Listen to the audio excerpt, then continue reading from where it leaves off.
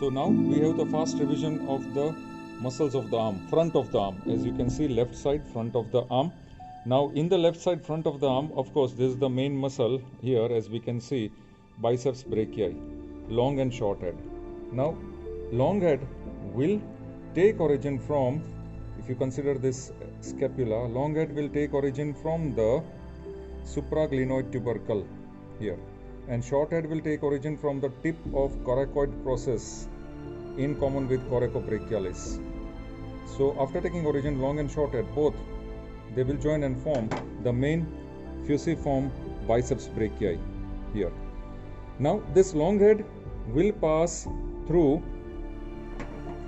it will pass through bicipital groove here, and now the insertion of biceps will be, as we follow this lower down, first it will be in the form of a bicipital aponeurosis. As you can see here, this will be it will give a slip, as this is the slip where it is given here, which I am holding, and this will form bicipital aponeurosis in the deep fascia of the medial side of the forearm, and the main tendon of biceps will be inserted on the radial tuberosity. So if I take this radius here, this is radial tuberosity. On the posterior part of radial tuberosity, the main insertion of tendon of biceps, it is separated from the anterior part of radial tuberosity by a bursa.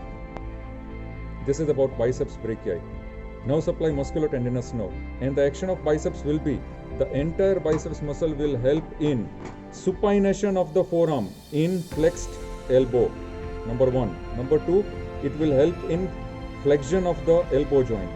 Number 3, short head will take, or the action of short head will be in the flexion of arm, and the long head will prevent upward displacement of humerus from the glenoid cavity of scapula.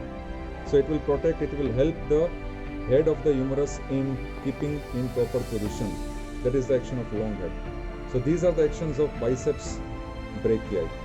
Now second muscle, as you can see here very clearly, if I just lift this biceps brachii, we are able to see this muscle very clearly. This is coracobrachialis muscle, taking origin from, once again, from the tip of coracoid process of scapula along with the short head of biceps, and insertion, it will be inserted in the humerus. Now which portion of the humerus?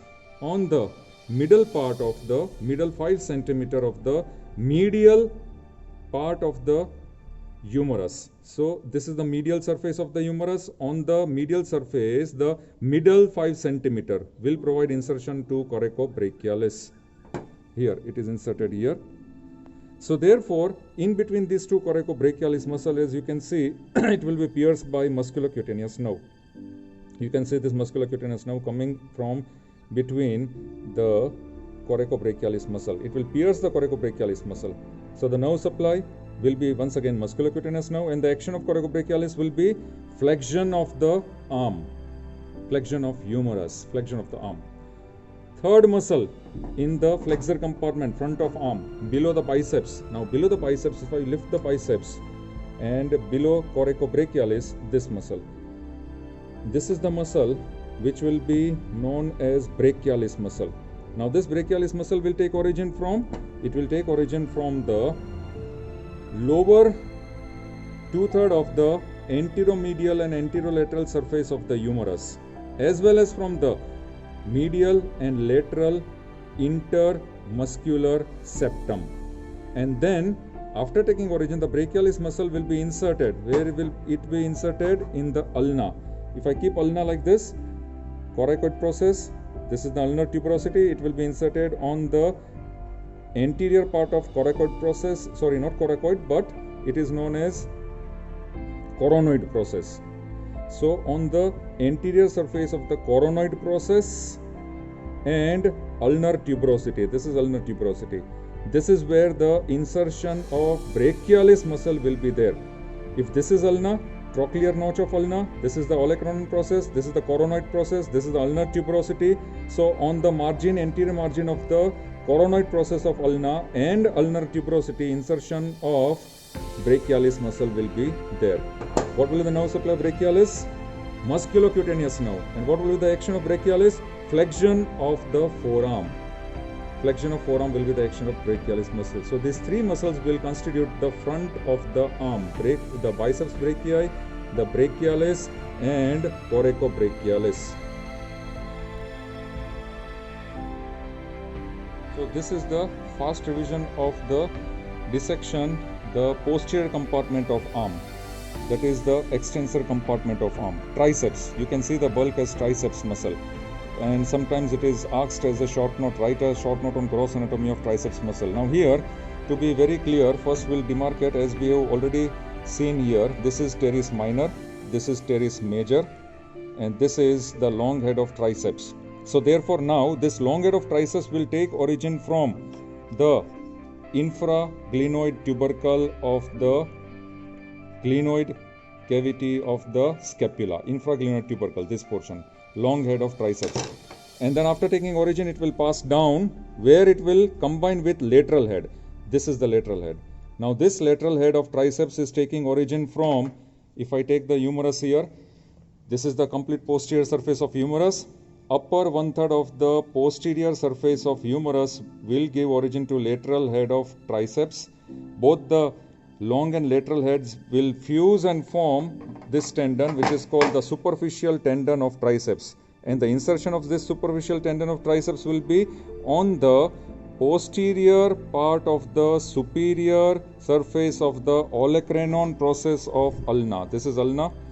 It will be here on the posterior part of the superior surface of olecranon process of the ulna will be the insertion of the long and lateral head, which form the superficial tendon.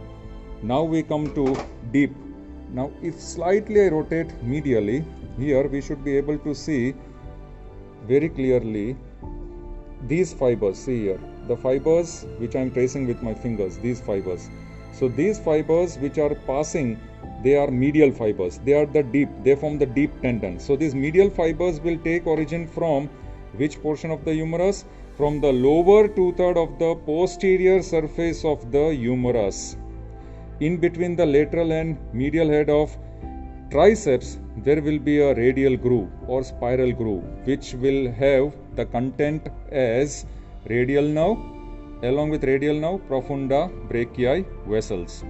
So we are interested in the origin from the posterior surface, lower 2/3 of the humerus, that is the entire medial head. And this medial head will form deep fibers to the long and lateral head. And they are inserted. Now how this medial head is inserted? Medial head of triceps will be inserted, number 1, in the superficial fibers that is formed by the lateral and long head.